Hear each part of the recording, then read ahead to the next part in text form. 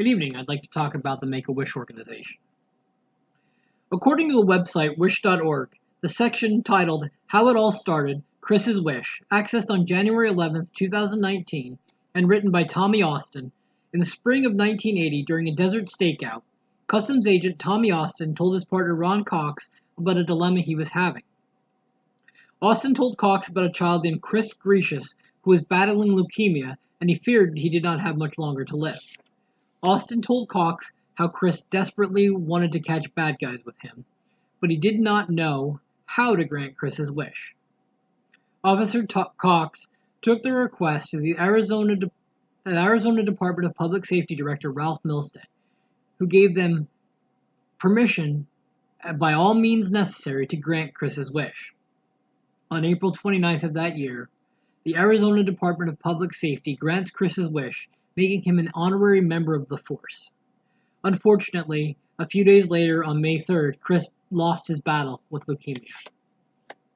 Chris's story inspired Tommy Austin, Frank Shankwitz, and Kathy McMorris to gather that summer, DPS officers, friends, and family, and start a wish organization. That organization is what we know today as Make-A-Wish. In November of 1980, Make-A-Wish is granted its nonprofit status. By the spring of 1981, through donations through various businesses in the area, they reach $2,000 and can grant their first official wish. With the first official wish comes a first official wish child. That first child was Frank Bopsy Salazar, who, like Chris, was 7 years old at the time and was battling leukemia. Bopsy had 3 wishes. He wished to be a firefighter, he wished to go to Disneyland, and he wished to fly in a hot air balloon. The president of Make-A-Wish at the time, Mr. Shankowitz, decided that he would grant all 3 of Bopsy's wishes. Taking the lead from the Arizona Department of Public Safety and Chris's story, Engine Company 9 of Phoenix, Arizona, makes Bopsy an honorary member of Engine Crew 9. His first wish is also the first Disney wish for Make-A-Wish as well. When Bopsy returns home, unfortunately, his health deteriorates and he is admitted to the hospital. During his stay at the hospital, Bopsy's doctors hear a commotion in Bopsy's room, and upon further inspection, find the members of Engine Crew 9 climbing through the 3rd floor window of Bopsy's hospital room from the engine ladder. Unfortunately, that night, Bopsy also loses his battle with leukemia. After Bopsy, in 1982, NBC TV Magazine does a story about the organization. After the story, Make-A-Wish is flooded with people wanting to help in any way possible. With the help of Jack Stanford, Make-A-Wish becomes a national organization. At this point, you may be wondering who is eligible and how a wish is granted. Let's talk about that a little bit now. About an average of every 35 minutes, a wish is granted. There are only 4 sources that can refer a child to Make-A-Wish. The first is medical professionals, such as doctors and nurses. The second is parents and legal guardians of the children. Number 3 are the potential wish childs themselves. And 4th are family members who have a detailed knowledge of the child's medical condition. Any child who has reached the age of 2.5 and is younger than 18 at the time of referral are potentially eligible to be granted a wish. After a child is referred to Make-A-Wish, they reach out to the child's physician to determine whether the child is eligible by determining whether the child has a progressive, degenerative, or malignant condition which is currently placing a child's life in jeopardy. Although 15,300 wishes were granted last year alone, that only reached half of all the eligible children. There is no doubt that Make-A-Wish has had an impact on the lives of children they've helped. A study titled Impact of Make-A-Wish Experience on Healthcare Utilization, conducted by Anup D. Patel and published on the 18th of October 2018 on Nature.com, concluded that participation in the Make-A-Wish program may provide children quality of life relief while reducing hospital visits and healthcare expenditures. Let's talk about the types of wishes that are granted. There are 5 major categories of wishes that are granted, although the possibilities are endless.